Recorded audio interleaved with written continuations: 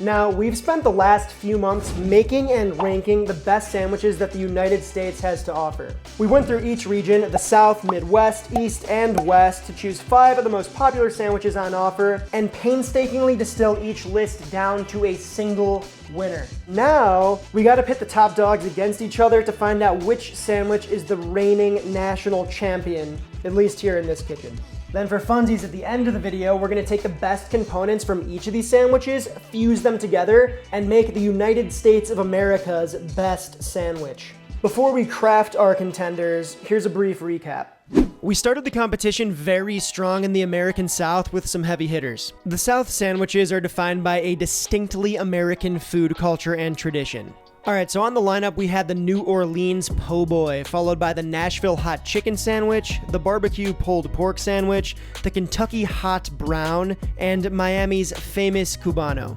So of that powerhouse bunch, the Cubano came out on top. I actually had no idea, but there's actually a couple ways to make a Cubano, like they eat them differently in Tampa than they do in Miami. But the champion was the OG classic Cubano. That's just what did it for me. Between that smashed Cuban bread, the mustard tanginess, the tanginess from the mojo pork, it's just such a great sandwich, and I mean, we're gonna talk more about this in a second, so first let's build it.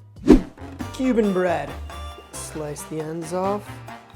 Keep this falcuto right down the center.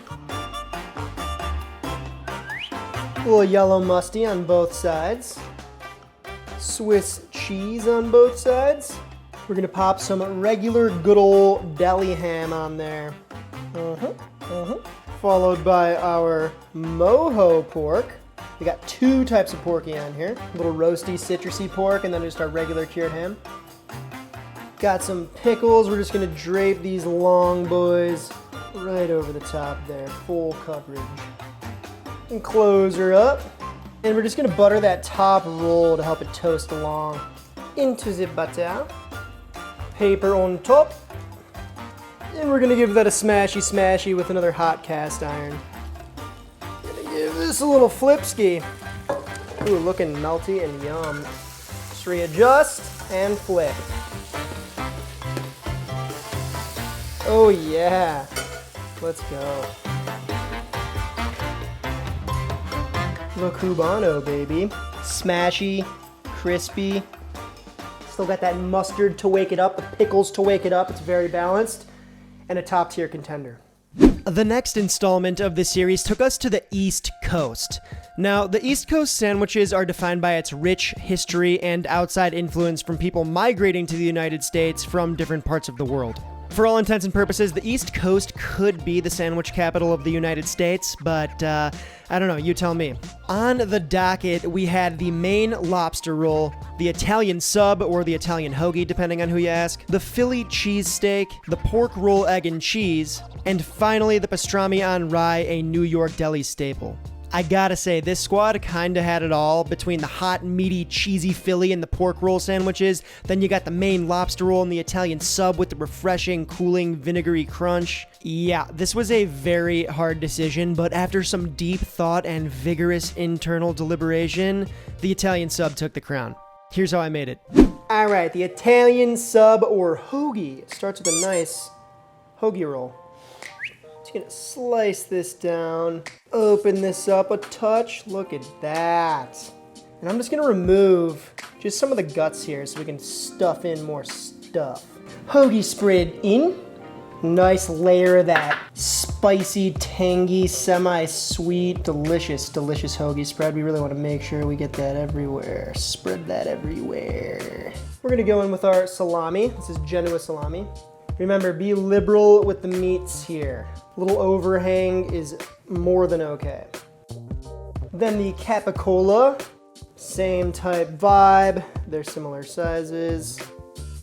Then a layer of mortadella, basically Italian bologna with peppercorns and pistachios in it. We're just gonna do a single layer here.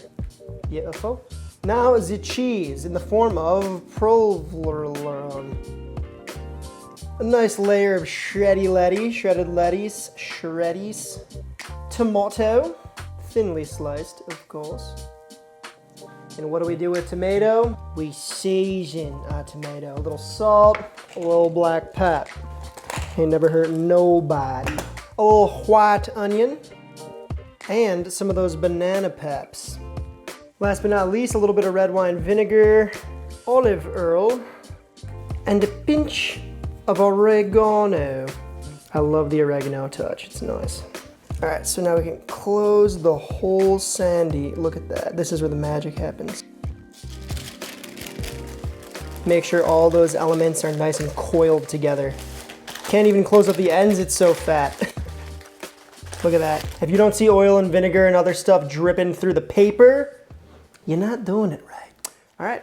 Next was my home turf, the rolling Great Plains of the American Midwest. Now, this area's sandwiches are defined by its blue-collar self-identity, an abundance of fertile farmland, and with it, its livestock. These are meaty, comforting sandwiches designed for corn-fed Midwestern people, so prepare yourselves.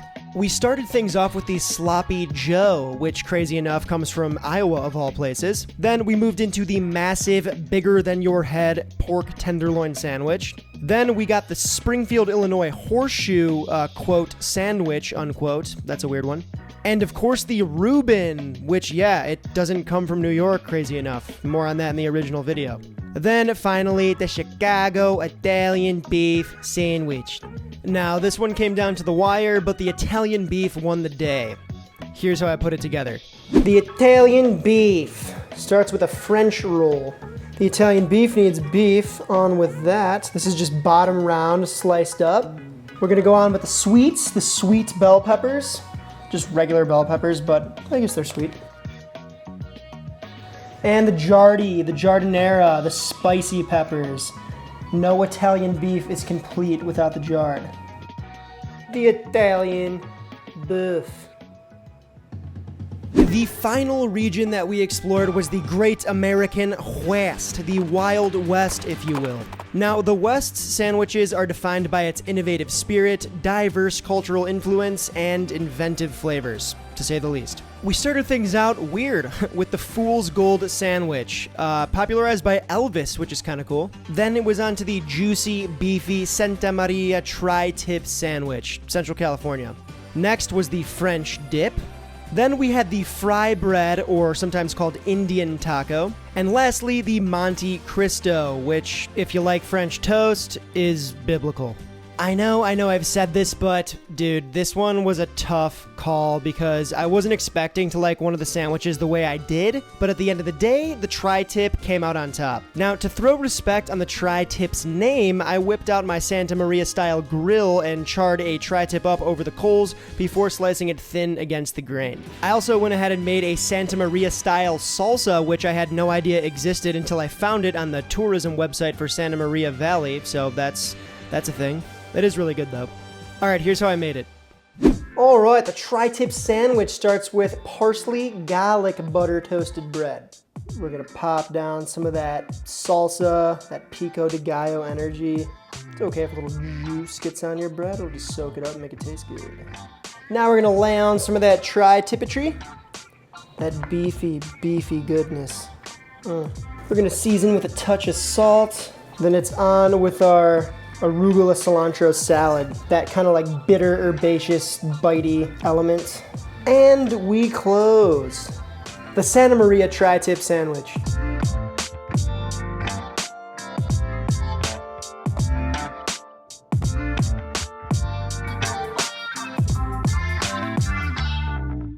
All of our sandwiches are officially built. It is now time for the final taste test. We're gonna take a bite or two of each one of these, think about it, and then we're gonna talk about it and see which one is the winner. So I think I'm just gonna go like here. Look at that. The Santa Maria tri-tip. Garlic bread, arugula cilantro, that tri-tip.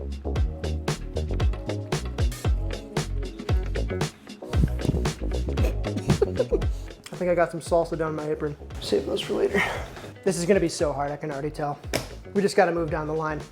The Italian beef. Okay, well, the Italian beef, something a little special here. Well, maybe not special, maybe just because we're gonna throw respect on the name. We're gonna make this thing how I would order it at the shop.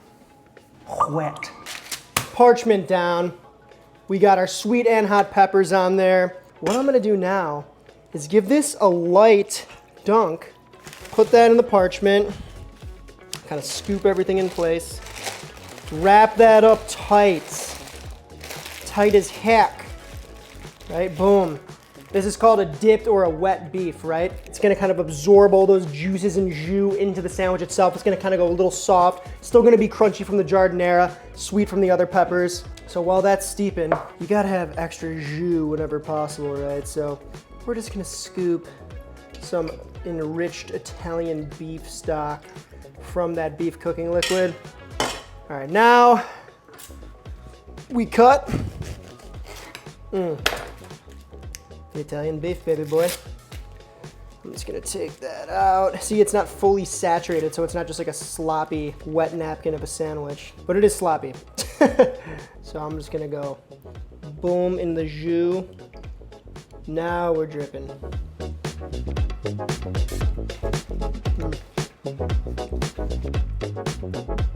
Tastes like home, what can I say? Italian beef, you know it, you love it. Especially if you watch my videos, then you definitely know it. And hopefully love it. Give the child some beef. Moving right down the line, Miami's finest, right? The Cubano. Do I do the corner? Do I gluck the corner? Okay, what do I?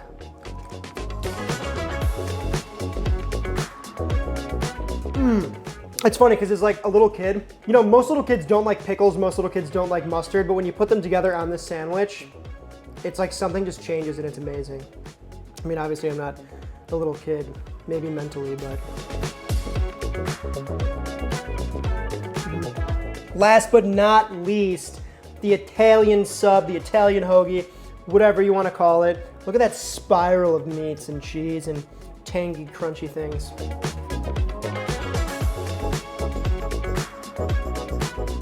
Dude, I truly have zero idea what I'm gonna do. This is by a mile the hardest competition we've come across yet, but one Sando has to win, so we're gonna get to the bottom of it. Okay, the final battle. This is it. This is where we figure out who the national champion is for this sandwich lineup, right? And who comes in last, second, third, all the good stuff. This is not easy for me. I want you to think it's easy for me. In fourth place, last place of the champion heat, it's gonna have to be the Cubano. Okay, hold on. Hear me out here. The Cubano. This, to me, is an extremely balanced sandwich. You got the pickles to wake things up, along with that bright, tangy mustard, the fatty, unctuous mojo pork with that citrusy vibe, and the classic cured ham. It's all on good bread that's been infused with lard, and it's toasted and flattened, so it's easy to eat, it's crispy, it's satisfying. I dig that, right? There's a lot of textures, a lot of flavors and balance going on here. However, I just prefer a little bit more like vegetal moisture here. Put that in a t-shirt, prefers vegetal moisture. You get a little bit of that for the pickles, right? The pickles are kind of wet, they're crunchy as well, but it's just the warmth and the richness of this sandwich for me are amazing, and it's why I love it, but it's also why I couldn't probably eat it all the time. So, Cubano, fourth place. We're officially on the podium now. The gold, the silver, the bronze. We gotta talk bronze. In third place, it's gotta be the Italian beef. Hold on.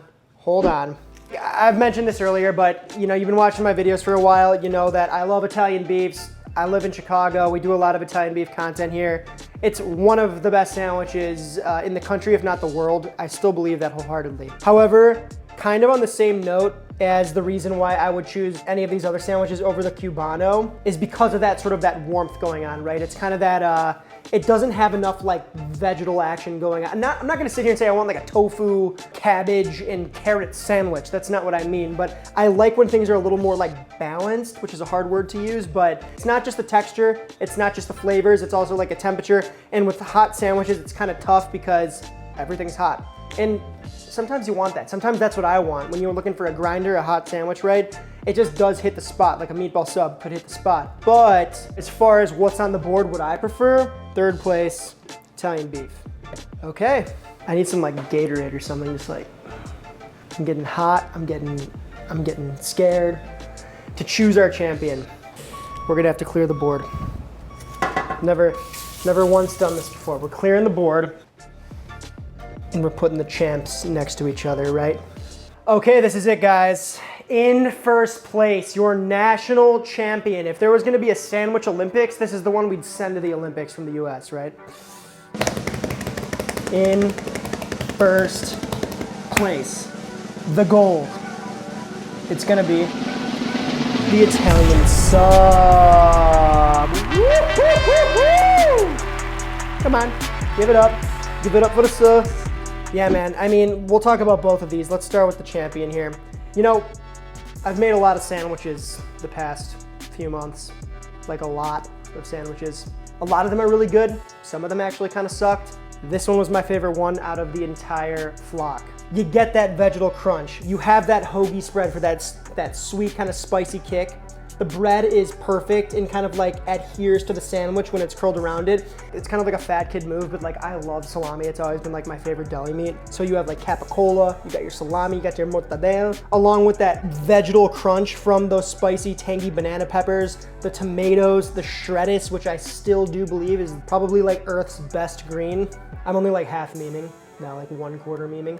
And then you got the provolone cheese. It's mild and creamy, but just sharp enough to be like semi-interesting. So you put it all in a sandwich, you coil it up, and you're left with one of the best sandwiches on earth. And the reason I love it, to kind of go back to what I talked about with like the Cubano and stuff, it's kind of refreshing. It's got this balance of these vegetables, this kind of like satisfying savory meat, the bread, that oil, that vinegar, the oregano. It's what I think about when I think of a sandwich. It's almost like the epitome or like a caricature of a sandwich in my mind at least. So that's why I chose it. It's something that I feel like I could eat every day, straight up. Now we gotta talk about this guy here. It's second place. This was a close call. Tri-tip, right? It's one of the best cuts of meat to grill, period, right? At least for me.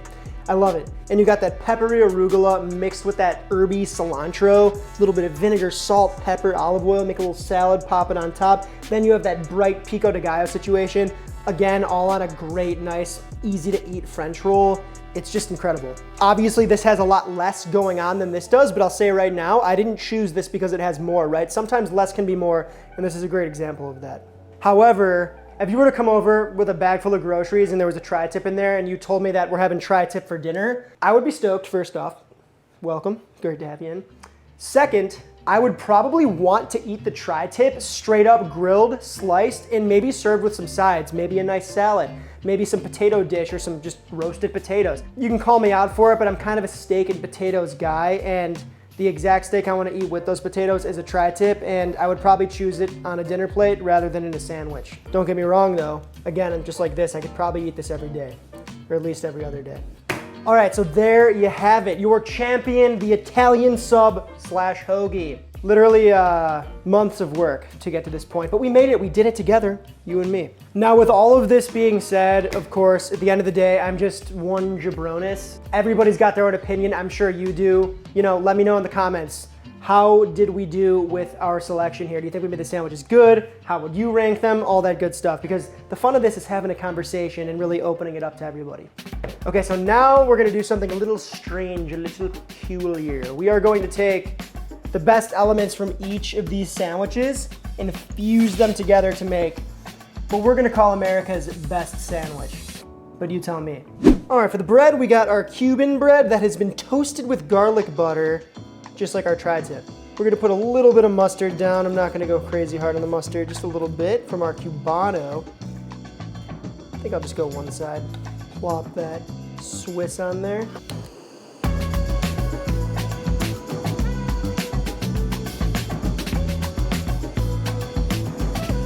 Zitretti.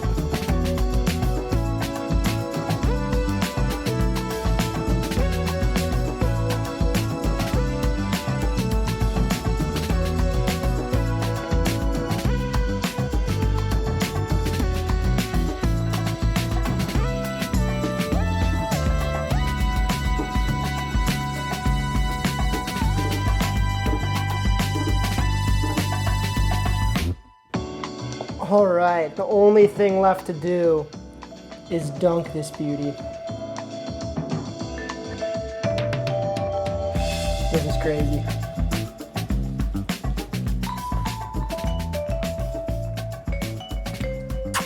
Marvelous. There she blows, the Italian Bono sub hoagie. If you have a better name, just write it in the comments below. That's what we'll call this thing. Pretty good though, we'll say. Pretty good, pretty good, pretty good. Wow, that was a lot. We made how many sandwiches? We made 20 sandwiches basically from scratch to get to this point today. So I had a lot of fun. Did you? Guys, I don't want the sandwich content to die on this channel. I love it. I enjoy making them. I enjoy researching it. I know a handful of you guys seem to enjoy it too. So if you have any ideas for me on how to continue this on in one way or another, let me know in the comments below. Should we make European sandwiches? Should we make sandwiches of the Asias? South American sandwiches? So many options. If you liked the video, give it a like, sub to the Chansky if you're new to the Chansky. If you're not new to the Chansky, welcome back, friend. Yeah, best way to support us, of course, the grocery fund, aka the Patreon. It helps us pay for this whole thing, keeps the lights on, keeps the wheels turning. If you can't support, that's fine too. Come say what's good in Discord. I do these quarterly cooking picture photo contests and give away a lot of cool stuff. So if you want to come win some of that cool stuff, come on into the Discord. I'll leave links below for all this. And until next we meet.